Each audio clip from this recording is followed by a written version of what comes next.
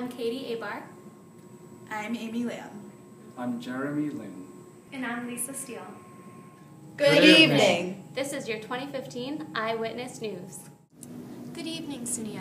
Tonight we have a variety of stories for you. Katy, why don't you start us off? Over the past few decades, a common birth defect has risen to epidemic proportions. Abnormal emmetropization has emerged throughout the world as a very troublesome issue for many young children. Why is this so troublesome? First of all, myopia very often occurs as a result of this condition. This is a very common disease, but its progression and treatment is very poorly understood. Even worse than the increasing frequency of myopia is that for affected individuals, it has a tendency to get worse over time. Sure, glasses and contacts can temporarily mask the blur, but progressing myopia puts an individual at risk for retinal detachments and makes them twice as likely to develop glaucoma. Throughout East Asia, abnormal emmetropization results in myopia in at least 90% of the young population. In other news, an international team of scientists known as the Consortium for Refractive Error and Myopia recently identified 26 single nucleotide polymorphisms involved in the development of the eye's refractive error. The study was a meta-analysis of 32 studies involving a total of 45,758 individuals across the globe. The individuals who possessed these identified gene variants were found to have a tenfold increased chance of becoming myopic. Mr. and Mrs. Chang, two of the individuals involved in the study, agreed to do an interview with us today at the Beijing hospital where their daughter was just born hours ago. Hi, my name is Lisa, and I'm reporting live from Beijing Hospital with Mr. and Mrs. Chang here. First of all, congratulations on the birth of your new daughter. Thank you. We're very happy for child. Thank you. Now, Mr. and Mrs. Chang, you were both identified as having one of the genetic variants that predispose a person to myopia. How do you feel knowing that your daughter has a 10 times more likely chance of having poor vision than her peers? Yes. It was difficult growing up, not being able to see without my glasses. I was never very good at sports. I was always picked last in gym class. I hope my daughter doesn't have to experience that. Today, the contact lenses and glasses are much better than when I was a child. We are going to do all we can to prevent its progression. Good to hear that. Now, how about you, Mrs. Chang? We have much hope for daughter because, researchers make much progress with finding gene for myopia. So one day, maybe she becomes star athlete. There you have it, folks. Now back to you in the studio. And now to our sports correspondent live at Yankee Stadium. Hello, and welcome to the 2015 Eyewitness News Sports segment with your host, Veronica Corningstone, live at Yankee Stadium, where the athletes inside have superior fine motor skills, which depends on proper emmetropization. The development of stereopsis, accommodation, balance, and other fine motor skills necessary for athletics all depend on clear optical images reaching both eyes in the early years. And now back to you in the studio. What a great segment. She kind of looked like you. Strange. Anyway, next we'll have a word from our sponsors. When children are born, their vision is not completely perfect, but they undergo a process called emmetropization to make their vision less blurry. Originally, the eye is hyperopic, meaning the focus point is beyond the retina. Sometimes if this hyperopia is untreated, there can be devastating visual development effects later on in life. It is important for young infants to get their eyes examined as soon as possible, which is why optometrists around the country have developed a program called Infancy. With this program, your infant is eligible for a free comprehensive eye exam within his or her first year of life. Contact your local optometrist to see if they are participants of the program. Welcome back. Next, Lisa will be presenting some breaking news in science. In recent news, a study from the Institute for Ophthalmic Research in Tübingen, Germany, found that intravitreal insulin injections promoted axial elongation in chicks and stimulated two signaling pathways. Insulin stimulated the PI3K AKT pathway under all visual conditions, including chicks with plus lenses, minus lenses, and no lenses. The MEK-ERK pathway, however, was stimulated only if the chick wore plus lenses or no lenses. It was not stimulated by insulin when minus lenses were worn. The study concluded that identifying key regulators that control the balance between the two signaling pathways may provide a new strategy for pharmacological intervention of myopia. How exciting is that? And now to our financial advisor, Jeremy Lin, with the recent trends in the axial market. Hi, I'm the 2015 financial expert, Jeremy Lin. Currently, the axial market is trending towards emmetropia. It seems to be progressing nicely over the first 18 months. However, there are some outliers affecting the refractive error economy. Start to invest in your eyes when you are young. Now back to you in the newsroom. It is now time for our missing persons report. Sadly, Emma Trope, age 12, is still missing. Her parents say she loves to spend time outdoors exploring the world around her. She disappeared after studying hard for a week of school exams. Let's cut to Emma's parents. This is my Emma.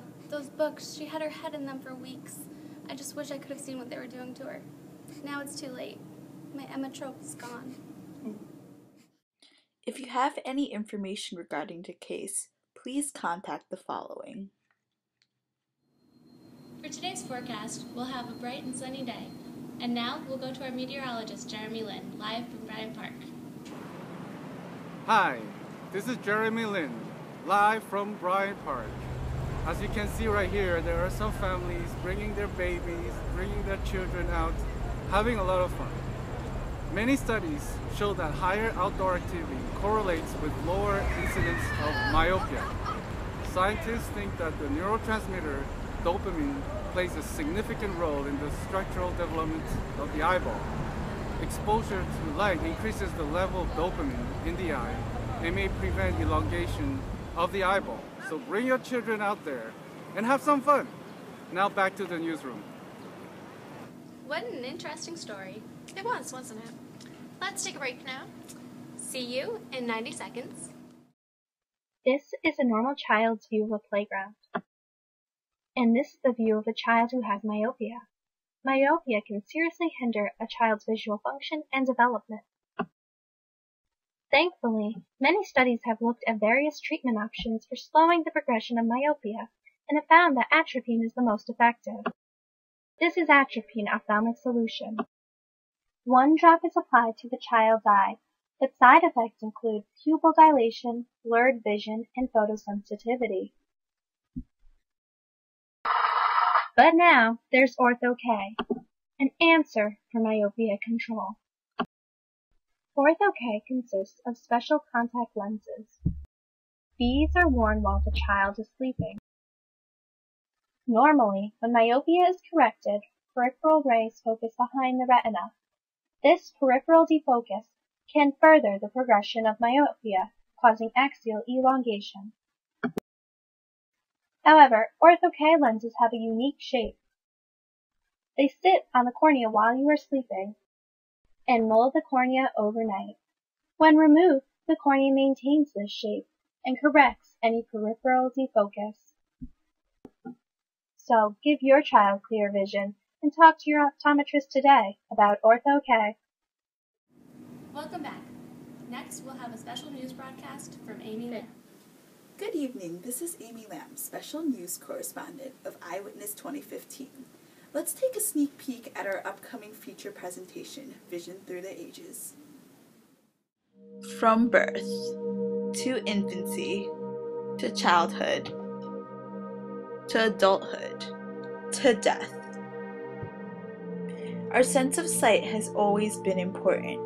We experience the world by taking in information through the eyes and processing it, but through the ages, our visual experiences change. Let us look into the lives of 3 extraordinary children and follow them on their visual journeys until presbyopia. Meet Claire. We began following her at about age 10. Claire grew up in Asia, where there is an extremely rigorous educational system. She spends a lot of her time studying. In addition to studying, she spends times indoors practicing the piano and violin. Claire's parents are both highly myopic, and she also has been wearing glasses since age 5. With every subsequent eye exam, her parents report that her vision is getting worse. Contrast this with Christine, whom we also began following at about age 10.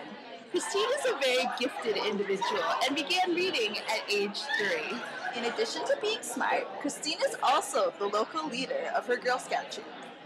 She constantly engages in activities such as hiking and camping, and as of now, she is not needed to wear glasses.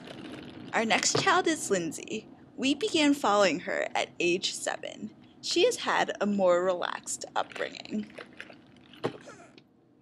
So, Lindsay, what are some of your favorite things to do? I love to play video games and computer games and any kind of game. This one's about zombies. It's my favorite. I'm really good at it. I play it for hours a day.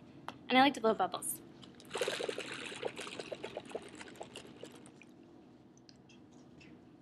Lindsay spends much time around her technological gadgets, but currently does not require any glasses. We know that children, when initially born, are born with some amount of refractive error.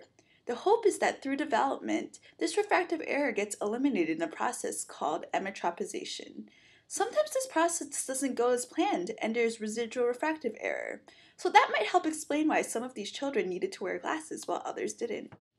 The most important factor for myopia development is heredity. Though near-work plays some role in the development of refractive error, it is not a clear-cut correlation.